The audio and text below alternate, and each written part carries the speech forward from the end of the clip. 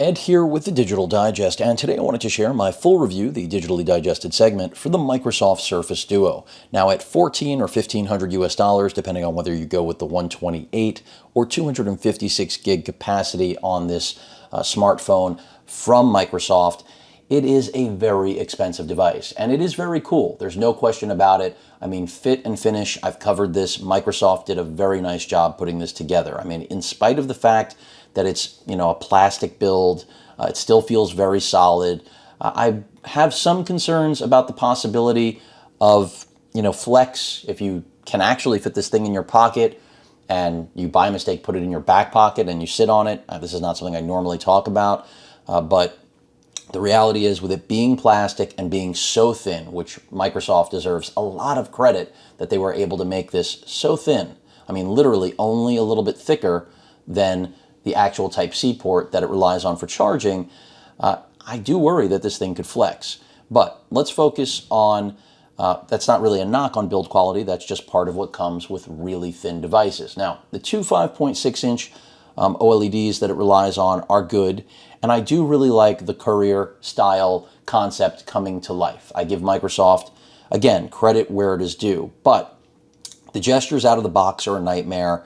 The screen spanning is pretty much worthless for me personally. Now, the dual screen is not worthless. If you're operating inside of their ecosystem, in other words, their Microsoft 365 suite, then you will be able to leverage all of those pieces of software on each display. But if you don't use those and you want this device, you better start to train yourself to use all of them. So Outlook is the only way you're going to have email on the left, select it, and view it on the right. It's just not going to happen with using your traditional Gmail or any other application. And in fact, most applications are not going to be usable on the two displays. So really, unfortunately for me, the best use of this is just having two instances of Edge open, Microsoft's own browser, which you can do, and I've shown that in other videos, and I think it's good. There's no question that, go ahead and you can see I was checking out Engadget. This is pretty much the best use, unfortunately, of what you can do.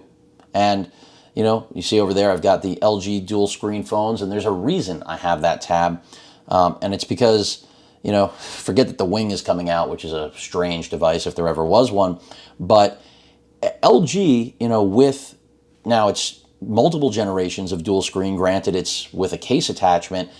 I have to say that this looks much cooler. This is a more polished looking and feeling product than LG's handsets.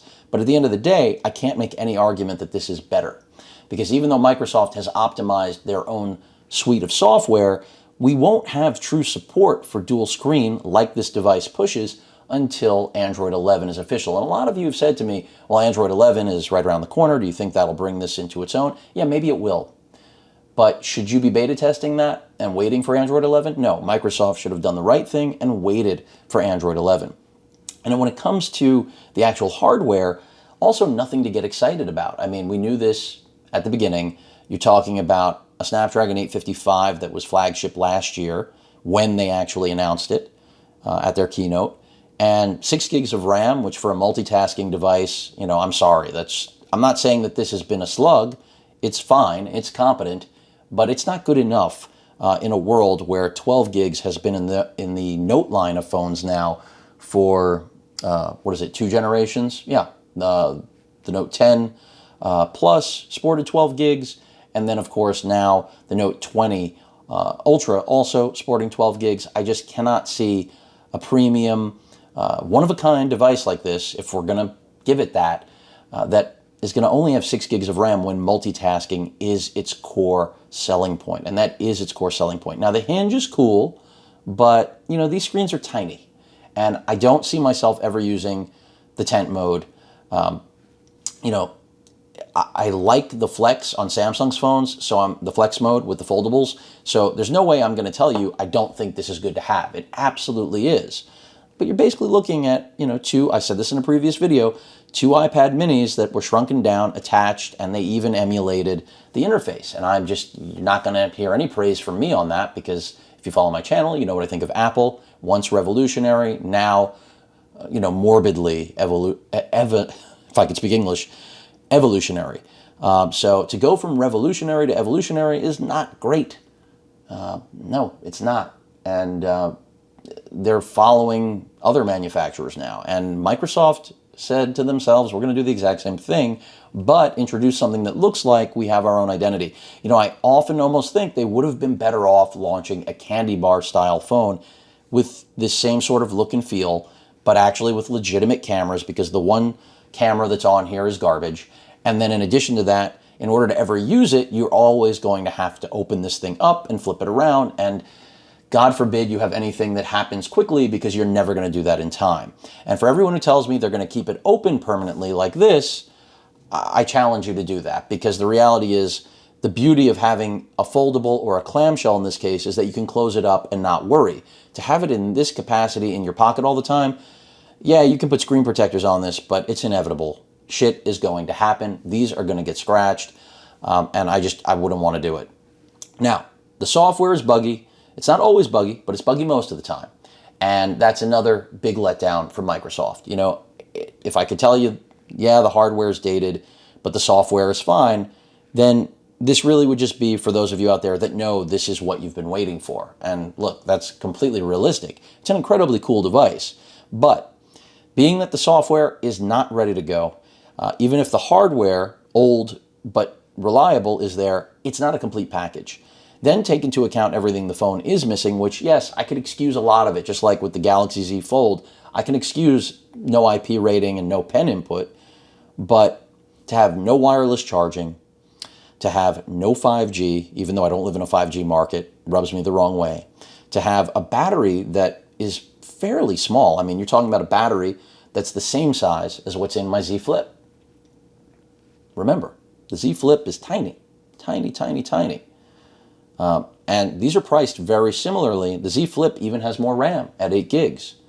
The Z Flip has 256 gigs of storage. Now, I know this isn't a dual screen phone. It's a flip phone that folds, but just let's think again about what you're paying for. Yes, we all pay for R&D, but then we also pay for functionality and what hardware is stuck inside of that phone, meaning the actual core costs beyond R&D.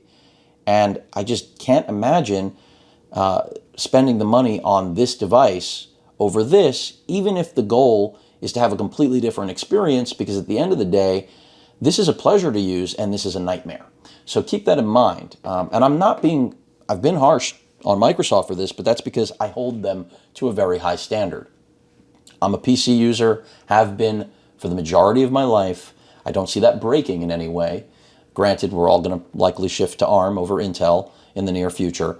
That is the way that things are going, especially since NVIDIA just bought one of my favorite ARM manufacturers, or I should say designing companies for chip making, which is ARM.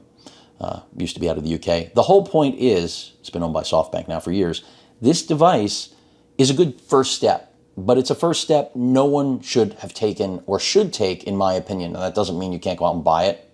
Go do that if that's what you want. I've said this in previous videos. But outside of it looking cool, again, no 5G, no wireless charging. We do have pen input, which no one expressed great interest, and for good reason. These screens are still fairly small. I mean, when I put it up next to something like a Note 20 Ultra, yeah, the Note 20 Ultra's display is 6.9 inches, and yes, it's tall rather than 4:3 aspect ratio. We've got, more of a 21:9 feel, but the whole point here is that it's to have a glass display, and people are saying, well, it's more rugged. It's made out of plastic, folks. It's not more rugged. I mean, yes, you're not going to scratch the screen with your fingernail, which could happen with one of the foldables that I have here, like the Flip or the Fold. But at the end of the day, to me, if you're buying this for durability, you're basically fooling yourself, because this is not, I'm not saying it's not durable. It is nice to have the glass displays, but by that measure, then you probably should be looking at the LG devices that are dual screen that cost half the amount of this phone, because you will get just as little capability that this has to offer. Yeah, the 365 suite is its own entity, but you'll have better cameras, you'll have water resistance, You'll even have the ability to ditch one of the displays if you know that on a certain day you don't need it. Here, you can always have this really wide, incredibly thin brick in your pocket, which, it's innovative, but had the software been right, I would only be saying it's expensive for what it is. Instead, I have so many more problems because of essentially the camera app crashing on a regular basis, that tap to switch screens working half the time. Often gestures are completely misinterpreted by what Microsoft has put together here. So rather than going to span a screen, it will just close whatever you're doing. I mean, there are just such a wide variety of issues. And having this dual screen is really cool. But again, the screen spanning when it comes to this sort of form factor and functionality is pretty much worthless. I mean, it's cool for about 5 minutes, but I don't really want that break in the display, and that's where you have, obviously, something like the Fold. If that is really what you're after, then the break in the display is gone. And granted, the dimensions are very different. I think the Fold benefits from being far more pocketable. I've put both of these in my pocket, and I can tell you which fits and which doesn't. This one fits, this one does not. I mean, as I've stated, you really do need a very special pair of pants, or just to carry around a purse or a merce or whatever, a backpack, then it's fine. And then you have the problem of cases. But even with pen input, there is just so much missing from this device. Even for a first gen, it's like I think of the first gen of the Fold, and yeah, the screen on the front was too small. It had its host of issues. It was even delayed because reviewers were destroying it. But it still was a real phone ready to go, in spite of all of that. I can't say that about this. And yeah, a lot of you will say this is a phone second, not first. Well, it's a phone. I don't know what to tell you. The Neo is really going to be that device, in my opinion, which I think is delayed at this point. The speaker on here, inexcusable. That front little tiny speaker is just garbage. On something like this, you've got dual speakers, so there's nothing, there's stereo. If you want an e-reader, it's great, but are you really spending that much money on an e-reader? I mean, do yourself a favor and don't do that. And it's like for everything that you can make an argument about this phone, there are just 100 things that you can make arguments as to why no one should ever pick it up. And look, I'm not saying that there aren't many of you out there that love it and enjoy using it. I get it. I get it because I am really enjoying using this and love using it. And it's not for everybody, just as this is not for everybody. But what I can tell you is that this is going to be sold a lot better, not just because it's in its second generation, but because it's an actual phone. It actually has, when you talk about the internals, again, aside from R&D, the hardware that they are sticking in here, 5 cameras, 1 camera, current top-of-the-line processor, generation old, twice the RAM at 12, 6. It just goes on and on. Wireless charging, power share, none of that exists here. So the only advantage this ends up having, again, is that you can ink on it. If I really only wanted a device for inking, it's going to be the Note 20 Ultra. That is the device to rule them all if pen input is your one goal. And if you really need 2 screens, then you probably are going to have to wait for the Neo. So I feel like anyone who loves this thing, you're better off saving that money for the Neo. I know we don't have a street date. We don't have a price. It's going to be expensive, but that's going to be the device to own. As a phone, this thing is fine. As a phone, the Fold is much better. And I likely will do a comparison of these 2 devices. But again, even just the Z Flip, I think, as a phone, is a better device.